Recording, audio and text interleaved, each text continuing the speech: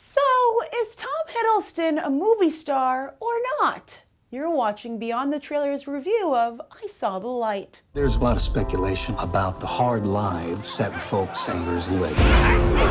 What do you mean hard? You go out on the road and you sleep with a different woman every night. I need you with me. You think you can treat me right then? I can try. Business is tough on marriage. Marriage is tough on marriage. You're barely even here. You're barely even a father now. Comic book movies sure do make a lot of money, but interestingly, they aren't very consistent when it comes to making movie stars. Sure, they've done wonders for Scarlett Johansson, and, well, that's about it, isn't it? Chris Evans, Chris Hemsworth, Henry Cavill, even Robert Downey Jr. all struggle when they're not donning the old cape and tights. But at least those other guys can still rely on their superhero work. Like a cheap date, Tom Hiddleston was wined and dined and then cast aside, the hottest villain in the Marvel Cinematic Universe, until suddenly he wasn't. Remember when he came out in costume at Comic-Con? That's how big a superstar that guy was. But perhaps Kevin Feige realized his villain had become more popular than his heroes. Not to mention Feige had to start building up Thanos instead at some point, right? It must really stick in Hiddleston's craw that he's been booted out of the Promised Land and they still haven't even gotten to Thanos. Villain problem, Marvel got rid of their one good villain. Well, anti-hero really, but whatever. Now, with the Hulk casting a pretty large shadow over the next Thor movie already, Hiddleston is left to fend for his own out in the unforgiving wilds of Hollywood. Warhorse? The Deep Blue Sea? Only lovers left alive? Nobody except his most dedicated fans cared, only for even their loyalty to be tested with Crimson Peak. High Rise is coming, but that just seems like more of the same. But Hiddleston thankfully has a few cards left to play. There's the most obvious Kong Skull Island, where he'll try to pull a Chris Pratt. Then there's his new BBC miniseries, The Night Manager, which has some buzz. And of course, I Saw the Light. This one had seemed particularly promising since music bios have helped a number of actors reach the next level. Reese Witherspoon, Jamie Foxx, Jeff Bridges, Val Kilmer. And here Hiddleston is playing one of the greatest country music singers to ever live, Hank Williams, whose own son Hank Williams Jr. also became a country music legend. We're talking the start of a dynasty here. And things were looking really good until Sony Pictures Classics decided to move the film out of Oscar contention in 2015 to a spring 2016 release date. Yikes. Now, maybe Sony thinks it can get out ahead of the 2016 contenders with this release date, but considering the weak pack of nominees in 2015, it's not exactly encouraging that Sony felt I Saw the Light couldn't compete. To make matters worse, I Saw the Light is written and directed by a man more famous for producing than writing-directing, Mark Abraham.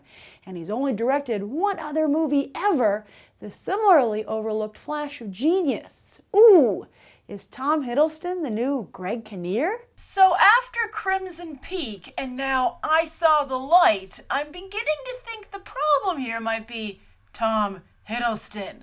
I mean, at the very least, he has horrible taste in projects. None of these movies ever should have been made. And I fear for Kong Skull Island, because if he picked it, it's probably horrible if it's going to follow this current trend.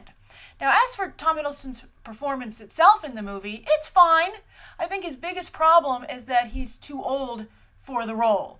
He's portraying Hank Williams Sr. in his 20s, throughout his 20s, and Tom Hiddleston, while he looks great, obviously, just doesn't look that young.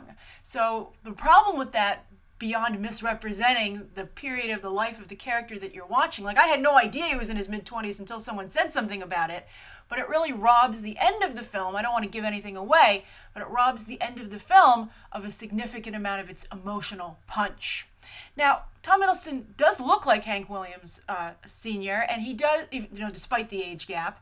And also, he's very good at, mimicking his songs. I mean, Tom Hiddleston's a good singer. Someone should consider him perhaps for a musical, except for the fact that he seems to pick horrible projects and I think he's verging on box office poison territory, so maybe you wouldn't want him anywhere near your musical. But he has the singing ability to participate if you were to roll the dice. But that's all he's really asked to do in this movie. They say that this is based on a book about Hank Williams Sr., but I'm like, a children's book? Because it's paper thin. They only portray the most mundane and average moments in his life, like the moments that everyone has. Certainly not why you would go and see a movie about someone, right? And even then, they suck all the specialness out of those moments, like the birth of your first child or one of your children, whatever. You know, they're just like checking boxes on the bio formula, piece of paper. That's it. It's like the most uninspired filmmaking you can think of. And then, on top of a really poor script, you could read Hank Williams Sr.'s Wikipedia page and you would know more about him than if you saw this movie. But on top of all that, it's insultingly low budget. What do I mean by that? Well, like all the scenes about a country music star take place in people's living rooms.